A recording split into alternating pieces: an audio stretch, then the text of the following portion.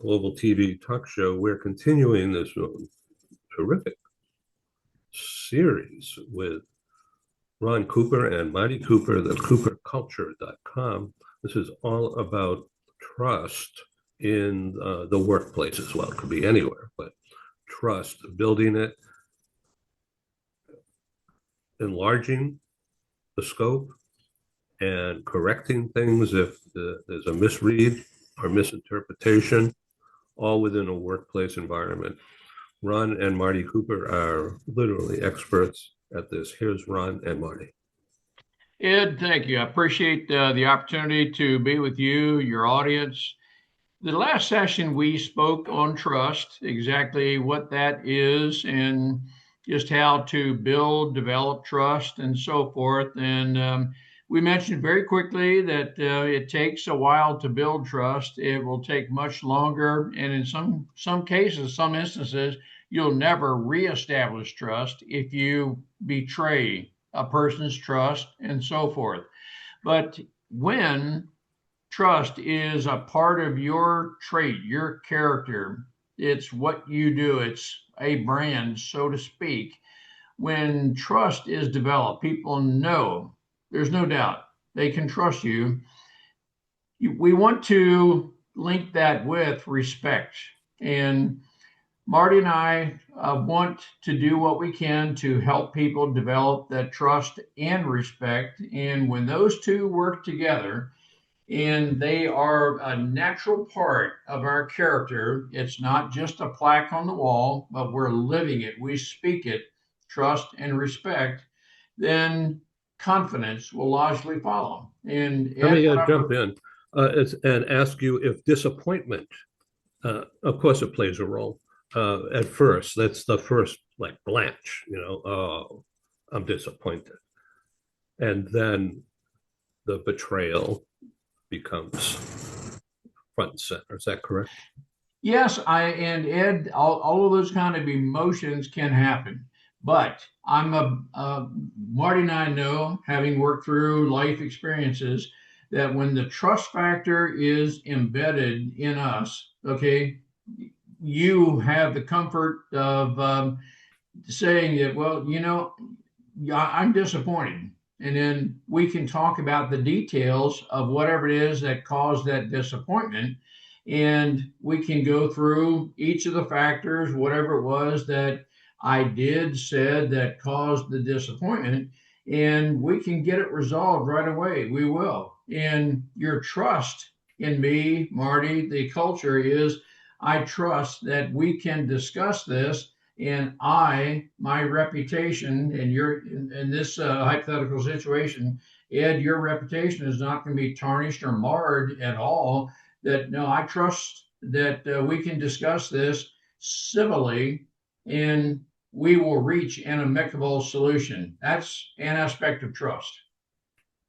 I'm going to say yes, that's all true, but it depends on the personality. It depends on the amount of uh, trust that was broken as to the disappointment and how long you try and handle that disappointment, but also the respect. And when trust is broken, it's hard sometimes for whatever the situation is to earn that trust and respect back. Ed, I'm going to make a very personal statement here, and Marty and I are totally unscripted, but I'm going to make a very personal statement that is about the two of us. Your listeners, viewers may discern that I can speak with a very positive command voice kind of thing. I necessarily need to moderate myself when I come across with Marty, and it has happened on more than a few occasions, Yeah. that Marty has become emotional. Yet at that point, my world stops. And I mean that literally. When Marty gets emotional and she said, Ron, what you just said, the way you said it, makes me feel and then fill in the blanks with something negative. Makes me feel stupid, makes me feel inadequate, makes me feel second class, makes me feel substandard, subservient to. Ed, when Marty gets emotional, my world stops. Nothing else matters. At that point, I have to get that resolved. And I shut everything out at that point. And we will hug, we'll do whatever we need to do. And at that point, I need to listen. Just listen. Because I know at that point, I've reached that point of I made Marty feel totally inadequate. And if I continue with that and I indicate I don't care, that means I don't respect you. Yeah, also when we take it into the workplace, I'm going to say the CEO says something to the assistant, and the assistant doesn't say anything, but just kind of holds it there for a while. And hopefully we'll try and work through it. But I would hope that the CEO would recognize the body language and everything that the assistant showed that, oops, I might have made a mistake. Ed, I'll just say right there that we leaders need to be very aware. And I don't think it is being paranoid. I think it is just being appropriately aware of different facial expressions. Some people are not going to verbalize what they're feeling. But if we can pick up on and be perceptive of, I sense that maybe Ed, Marty, maybe did I say something that I could have done better or something that I that's the kind of environment that I want to again, a psychologically safe environment offer you the opportunity to make a statement, make a comment. I don't want you to feel that you have to internalize and maybe I use the word frequently because I've done it myself. Churn negative thoughts in my mind because I just don't feel comfortable and I can even talk about this. I would hope that you do feel comfortable. You can address it with me, and I will take whatever time is required to work through these different things. But I want you to know, Ed. I want you to know, Marty. I respect you enough that I just sensed that maybe I did or said something that didn't sit well with you, and I just want to give the opportunity. And you may say, "Oh no, everything's fine." And I hope I can read through that and say, "Yes, okay, that was a genuine statement." Or it may be, yeah, I do want to talk to you about it, but now's not the best time, and I'll just wait. So let's talk about in the workplace. Yeah, interpersonal breakdowns that could happen in a flash, could happen many times. And if the strength of the relationship isn't there, then it's doomed. Uh, so, but in the workplace, that's not as deep. Uh, it could be income threatening if you get fired, but and promotion and more favors from the boss that could certainly hurt someone. So it's really fragile for sure, and that's what we're talking about, the fragile nature of communicating, doing something, and what you think how a person should act in a certain situation, and then that doesn't happen, or if in the extreme, what that employee does is like, yuck, I don't want that in my place, and you come down on them. So you got to control emotions, right? And that can be really hard. Well, you can. And Ed, emotions are largely personality driven. Marty is more emotionally driven than I am. That's a function of her personality. As I, as a leader, need to discern people's personalities. Um, there are those who, by personality, are people oriented, and then there are those by personality who are task oriented. Now, in a good balance, people and task will work together, but there's some who are task oriented, and that becomes their primary focus, sometimes to the exclusion of compassion for how that person might make another person feel. And so we need to be aware of people, how we communicate with everything and what you just said, relationships. It sometimes the mantra that people are our most important product, and in that context of people, I need to be able to adapt to and work well with people. And yes, we have a mission. We have the money flow. That we've got to be in financial balance and so forth. But Marty, what are you thinking? I was thinking, if a CEO, or it could be reverse, the assistant, I'm just using this as an example, the reverse, the assistant does something and it causes this issue of trust and lack of respect. But realize what you did and take responsibility for your actions. I mean, I have had to do that in the workplace where the boss felt like I did the wrong thing and I owned up to it.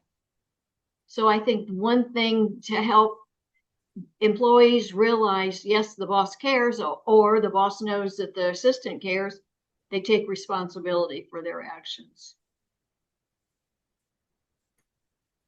So winning back trust, the rebuilding.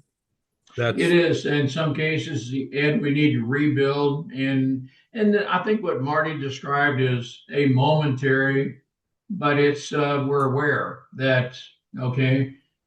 But I think again, in the context of a psychologically safe environment, we can discuss, we will discuss, and yes, an attribute we must have is we're accountable for what we do and say. And so, some of us feel that it's difficult to say, well, I am sorry, it's my fault. And so we just need to be very realistic in knowing that, okay, well, it's we can move beyond this, and I'm not overlooking it. It's just that okay, yeah, you felt this way, and so, but I believe it in a psychologically safe environment, one in which we respect each other, we can freely address these kind of statements. And so, yep, we're not wasting time with this. It's okay when a person feels the trust and respect are there, they're going to be confident that, yep, we will resolve anything at all that may keep us from performing at our peak potential. And, one aspect is, Marty, I'd like for you to do something. And Marty saying, wow, I'm not sure I can do this. It's incumbent on me to provide the training that she needs to have her confidence that she can do this. And so, again, we've talked about it before. I don't want to micromanage her, be over her shoulder, but I do want to do. I want to do everything I can to equip Marty to where she can develop the confidence. Yes, I can do this. Together, we will. Ed, all of that is about an environment, a culture to where we develop trust and respect, and that leads to a personal confidence. So remote, but here we are remote, 3,000 miles apart, but right here in our faces, using Zoom. But what's the difference? Is there a difference when you have remote employees as Well, opposed to in person? No, that's a very, very fair question, Ed. And if you and I were working together, I would ask you that, okay, Ed, you and I are, the fact that we're 3,000 miles apart, not a lot of difference between 10 miles versus 3,000 miles. The fact is, we're not working in the same office. And so I would ask you that, Ed, just tell me uh, what I can do to help you with the confidence and so forth, how much communication and so forth. I mean, I'm going to do everything I can to tailor myself to you. We're accountable to each other. If I'm your supervisor, I owe you information that you know you need to function. And I want to communicate at an interval to where we feel, yes, we're communicating at the right frequency and at the right times. And so, Ed, I'm adapting to you. And even though we are geographically separated, I want you to know that I am right there with you, not geographically, but let's just say, in terms of our relationship, you know that you can call me at or communicate with me at any time. You may not get an immediate response unless maybe you put some kind of a signal that, hey, I gotta talk to you right now. But in the context of trust, you know that hey, I know exactly how. Hopefully, within minutes, you can get my attention because you know exactly how to do that. But I've communicated that with you. So kind of a long answer, Ed, but I think that the fact that we are geographically separated, or at least by any distance, not in the same office, I would want you to feel that, nope, we know exactly how we can each operate to where we each know the mission that we're after, and we know the timing, and there's no doubt. Marty? I agree, but also I think through Zoom or we talk with our eyes, and if something is bothering the person, I think you should be aware that I know that person well enough that I think something, and even if their personality kind of changes, there would be something that the boss and or the two people should talk about. And I'll add to that that of the multiple ways we have to communicate, Zoom, that's real time. Telephone is real time. Um, what is it? FaceTime, that can be real time. Whatever we feel, whatever we know to be the best way to communicate. In some cases, text, voiceless, faceless is fine. But it's a matter of knowing, adapting to each other, and what's the best way to communicate our intent. We know how to move forward. And so, of the multiple ways that we can do that, I think it's a way, or it's up to us to determine what is best. I would say, generally speaking, Ed, I will communicate with you and others in the same manner in which you communicated with me. In other words, text, I'll respond by text, and so forth. Okay, so what about just walking? Let's say we go for a walk together uh, to clear the air, so to speak. Yep. And go for a walk like down Harbor Island here, like this beautiful picture. So, by the way, this is a nuclear carrier, of course, that's stationed here. There's three of them here in the harbor. And one of them just sailed out towards the Far East 2 days ago. And this is coming out from its dock into the broader bay where there's lots of sailboats. It looks like that carrier is right on the back of that little sailboat in the background, but it's actually probably half a mile away from it. It just it's huge, crazy optics here, but it was quite impressive seeing it move quickly, escorted by a couple of tugboats and helicopters flying over. It's really dramatic. and exciting to see, but you know where that's going right now. So wish them well. So the trust, let's talk about trust in the military sense. There's a command structure. So, I mean, people, underlings, I don't know what else to call them, but the recipient of orders, um, they will do it. Like, they know that there's going to be consequences if they don't do something, right? But in the workplace, there's also consequences, and that's what this show is all about. Well, Ed, yeah, yes, you're exactly right. You had mentioned, okay, let's walking someplace to discuss something. Let me talk I'll just address in a broader term.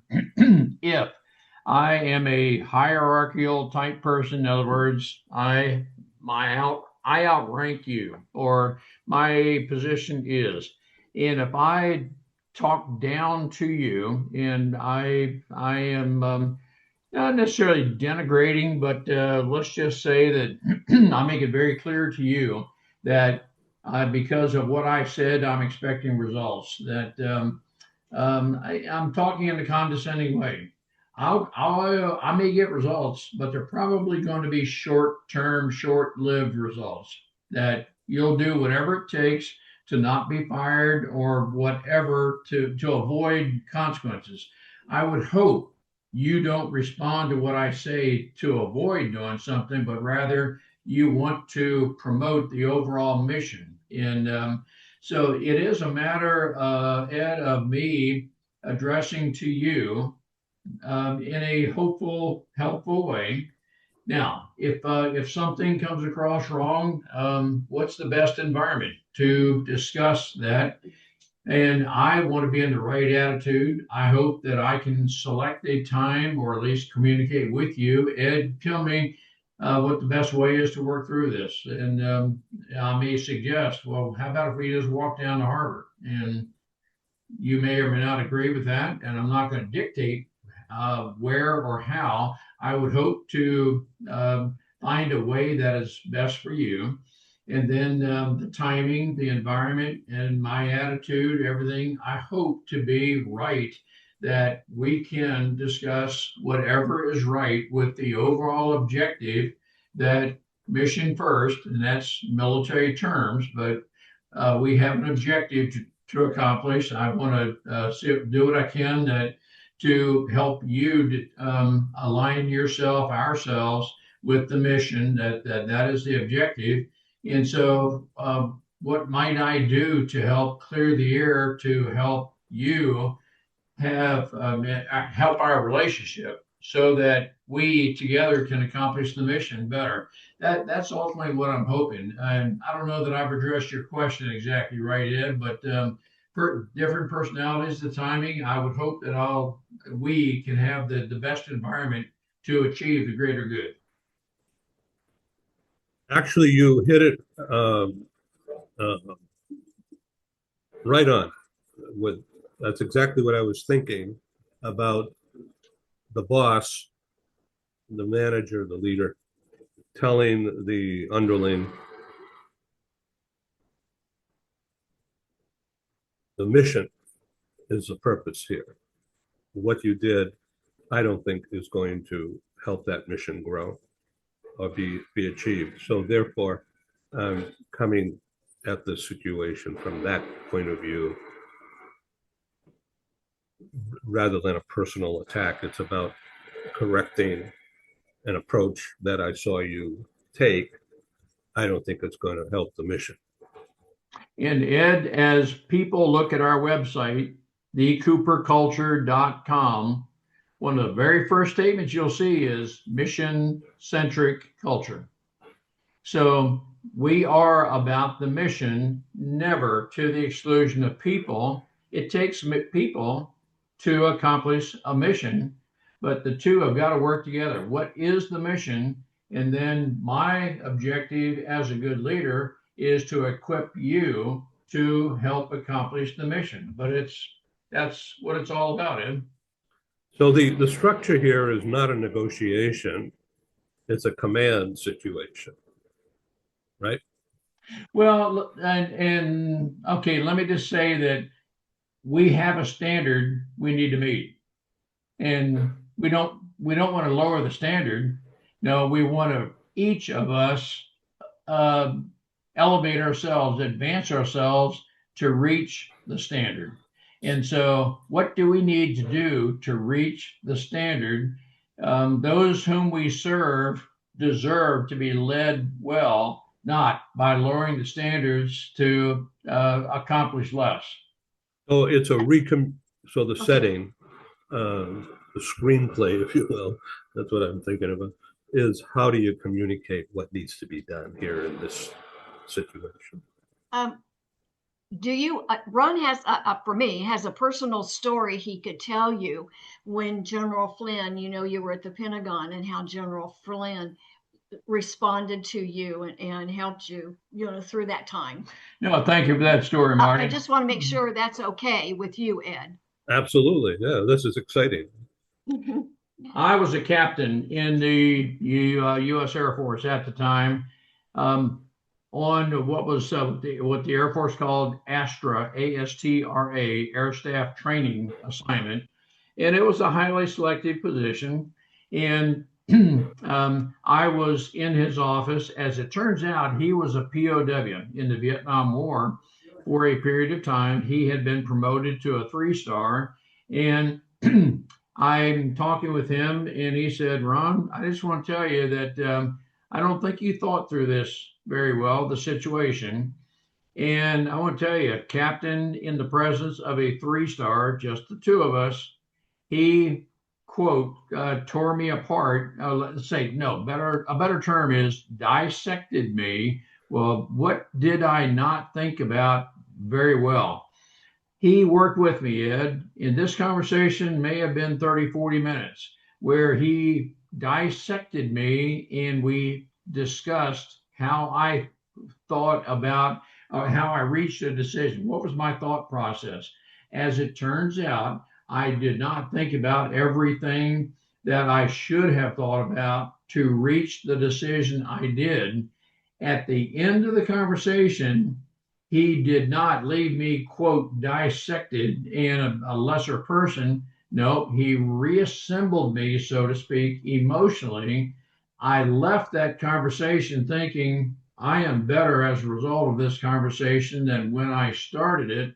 I had no idea what the conversation would be, but we were there for different reasons. And but Ed, in that instance, he made me a better person. I can think better because of it, and so um, any had it been a different situation, different person, could have been that, well, you didn't do very well at all, Ron. I mean, why didn't you? And so it was not in any form or fashion a demeaning conversation, but rather he helped me think through, and I left that again thinking I'm a better person because he thought, and thank you, Marty. Yeah, as soon as you told me about it, I can remember virtually every detail of that conversation, which occurred in 1973, I believe, which as at the time of this recording would have been, oh my gosh, I can't believe this, 53 years ago. But Ed, I can remember exactly where I was sitting in the office in the room, and I can remember the total context of everything that was discussed because it was a very positively meaningful conversation. But those are the kind of environments, that's the kind of setting we want to have with people, to be very constructive in a positive way, that you leave the person believing that this person believes in me. Lieutenant General Jack Flynn, I know, believed in me, and he made me a better person as a result of that conversation. So, as a POW, and of course I wasn't one, you get a lot of time for thinking, He did. And and you I'll think tell through you, Ed, things. that trying to project myself as a POW, you didn't know when you would be released, if you would. And there were times of isolation, but in the adversary would try to get into your mindset to try to divulge, cause you to divulge things that might be counter to your country. And Lieutenant General Flynn and many of other POWs would say there is no possible way you will do anything to cause me to undermine my country. And that is the mindset he had. And I applaud him for that. And that's the mindset many of us who have served in the military have. Thank you for that story. That is, And Ed, I will tell you is that really meaningful. in the context of mission, that's okay. What is for us to think? What is the greater mission that we're here for? And I would hope that we as leaders can instill that in those in our family, those in the workplace. The greater mission is, and my objective is to equip you to accomplish that greater mission. And that the military corollary here, the way of thinking, is right on, because there is a mission in business. Sales mission or customer service issue is a mission. Or if let's just say the salesperson say I'm a salesperson, so I misspoke, or you wouldn't have done it that way. So by you resurrecting the scene and how you would have done that from your vision, I did not perform, that kind of a conversation would be very educational for me. Well, and Ed, what I like to do is tell people, okay, my decision on whatever it is. Now, what I want to do is tell you how I worked through what I worked through to reach that decision. And it is a definite process I work through. It is a matter of garnering what I consider to be all of the pertinent facts and factors. I assessed each one of those and I reached this decision. And that's the process by which I made this decision. Should the facts or factors change, I'm very willing to change my decision. But I want you to know the process I went through because I want you to have a very methodical thought process, not just flip a coin and take whatever happens. But I want to do everything I can to help you develop a very methodical, critical thinking type approach to whatever decisions you make. But it's incumbent on me to tell you what my thought process so it was. You don't have to adopt what I just said, but it is I'm going to give you what I believe to be the benefit of knowing the thought process I went through. Yeah, thank you. Marty, do you want to comment on this? No, that's fine. He's doing a great job. Well, but again, Ed, it's a matter of us working well together. And Marty and I have been married 57 years as of September 7th of 2026. And I'm just saying that is that's a factor. And we've been through many different things. I have learned from, but again, if I have made Marty or anyone feel a lesser person because of something, I just never want anyone to feel that they are a lesser person because of something I did or said. And I know very well the tone of my speaking, the manner in which I say things can make people feel I may be talking in a condescending way. And yes, I have responsibilities, but I don't want you to think in any form or fashion because of whatever position I have that you're a lesser person. You're not at all. It is incumbent on me as a leader to understand you and help advance you to wherever you want to be. That's everything of what I'm about, Ed. Thank you very much for your time here today and for storytelling. I think it was a great program today. Marty, how would you describe this? What color would you put on this conversation? Would it be yellow or blue or gray or and what would that color mean to you? Well, my favorite color is blue. Blue. And blue, I just feel like Like the blue is, blue of the water, the blue of the yes, sky. yes, That's I light love and that. that's dark. Yeah. Yes, yeah, yes.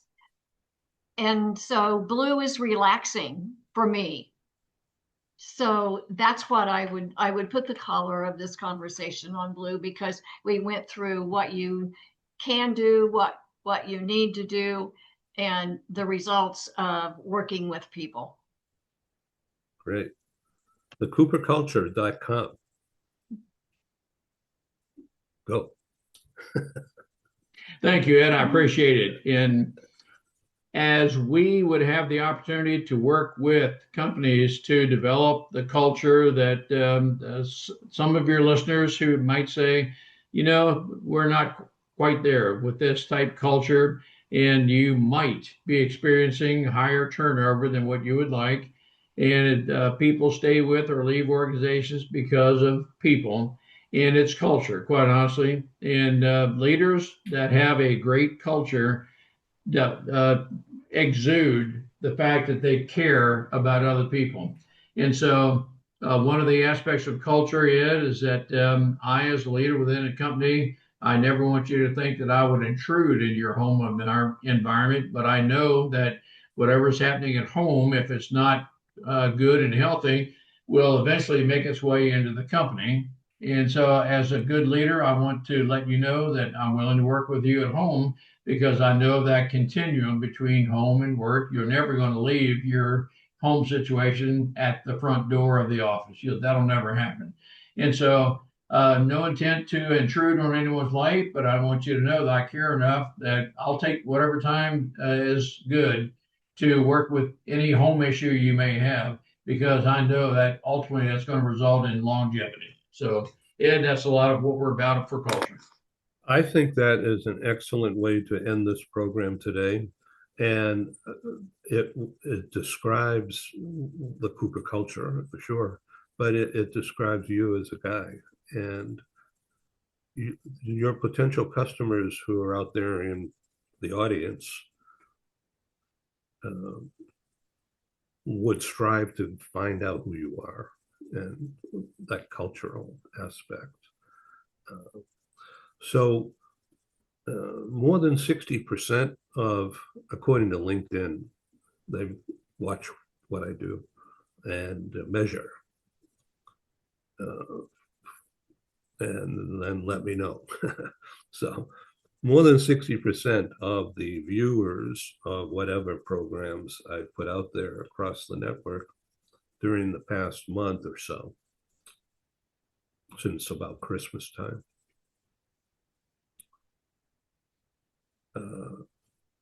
were C-suite, senior level, according to them, within companies having more than 1,000 people. Most of the audience is within the US, but during January, the number one viewing area was Mexico City. Wow. Now, that is unusual. I have been working on Latin America programs with people based in Brazil and Mexico, and occasionally Costa Rica and Panama. But that was a surprise. The Northeast, Eastern North America, meaning Toronto, Boston, New York, to Washington, Atlanta, Miami, that's been the number one market, with London Metro and Dublin connected as the number two source of audience.